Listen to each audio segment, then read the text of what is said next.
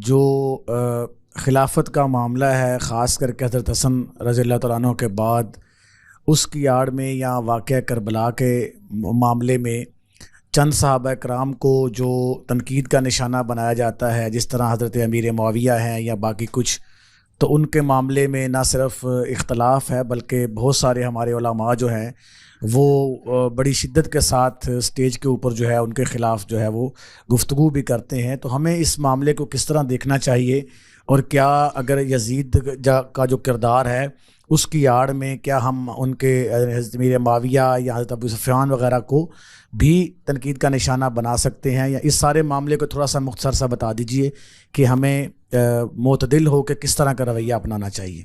بہت شکریہ سر۔ اللہ کے آخری پیغمبر کے سوا تنقید سے بالا تر کوئی نہیں ہے۔ آپ ہر شخص پہ تنقید کر سکتے ہیں، لیکن تنقید کرنے کے لیے صحیح علم ہونا ضروری ہے۔ تنقید شوق تنقید میں نہیں کی جاتی، پہلے آپ کو اس چیز کو جاننا چاہیے۔ جس دور کا آپ نے ذکر کیا ہے وہ قرآن میں بیان نہیں ہوا، وہ سرتاسر تاریخی روایات میں بیان ہوا ہے۔ تاریخی روایات ایسے ہی ہیں جیسے اگر آپ پچھلے 50 سال کے اخبارات اٹھا لیں تو سیاستدانوں کے، دانشوروں کے، علماء کے بیانات جمع کرنا شروع کر دیں۔ وہ ہر طرح کی چیزیں ہوتی، رطب و یابس ہے۔ یہ چونکہ سیاسی معاملات ہیں، اور ہم جانتے ہیں کہ سیاسی معاملات میں کوئی ایک طبقہ اپنے لیڈروں کے معاملے میں کم و بیش ٹیم پاگل ہو جاتا ہے، اس کے نتیجے میں بے شمار چیزیں وجود میں آنی شروع ہو جاتی ہیں۔ اس میں جھوٹ بھی بولا جاتا ہے، تہمتیں بھی لگائی جاتی ہیں، طرح طرح کے افسانے بھی تراشے جاتے ہیں، اور لوگ اس کو عین کار ثواب سمجھتے ہیں۔ آپ اندازہ کیجئے، یہ اس دور کی بات میں آپ کو سنا رہا ہوں۔ ایک بہت فاضل شخصیت، میرے دل میں ان کے لیے بڑا احترام ہے، میں ان کی بڑی عزت کرتا ہوں۔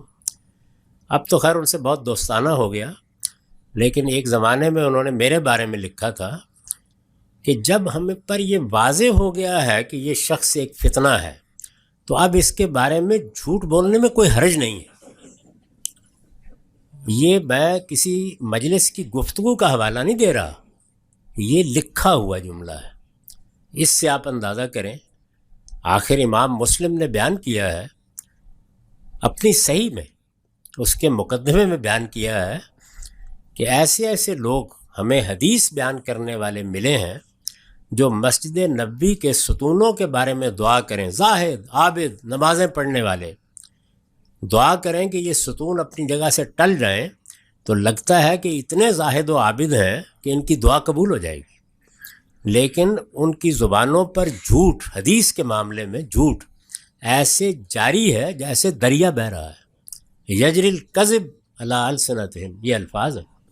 تو اس سے آپ اندازہ کر سکتے ہیں کہ وہ مواد جس کی بنیاد پر آپ نے تنقید کرنی ہے، تنقید کرنا کوئی بری بات نہیں، وہ اس طرح کا مواد ہے۔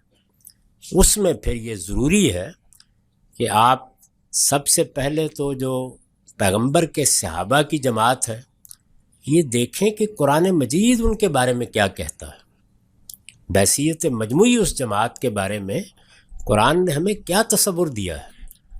ظاہر ہے کہ دنیا میں بھی ہم یہی اصول اختیار کرتے ہیں کہ اگر ایک شخص کے بارے میں مجموعی حیثیت سے ہمیں یہ معلوم ہے کہ وہ ہمارا وفادار ہے، ہم سے محبت کرنے والا ہے، یا اس کے اخلاق پاکیزہ ہیں، تو پھر اگر کوئی 2 آدمی 4 آدمی آپ کو کوئی بات آ کے سناتے ہیں تو آپ اسے درخور اعتنا نہیں سمجھتے۔ تو پہلے وہ بنیادی باتیں جانیں، اس کے بعد یہ دیکھیں کہ آپ کو کیا مواد میسر آیا ہے۔ اس میں کچھ تو واقعاتی مواد ہوگا، اس نے چائے پی تھی، اس نے پانی پیا تھا، اس سے کوئی فرق نہیں پڑتا۔ اگر کوئی اخلاقی سوال ہے اس میں تو اس کی تحقیق بالکل اسی طرح کرنی چاہیے جس طرح ایک قاضی مقدمے میں تحقیق کرتا ہے۔ اس کے لیے پھر یہ کافی نہیں ہے کہ آپ نے تبری کھولی اور آپ نے فرمایا کہ میں نے تو اس کو پڑھ لیا، جیسے کہ ہمارے ممدوح و مخدوم مولانا سید ابوالعلا صاحب مودودی نے خلافت و ملوکیت میں کیا ہے۔ تو یہ غلط رویہ ہے۔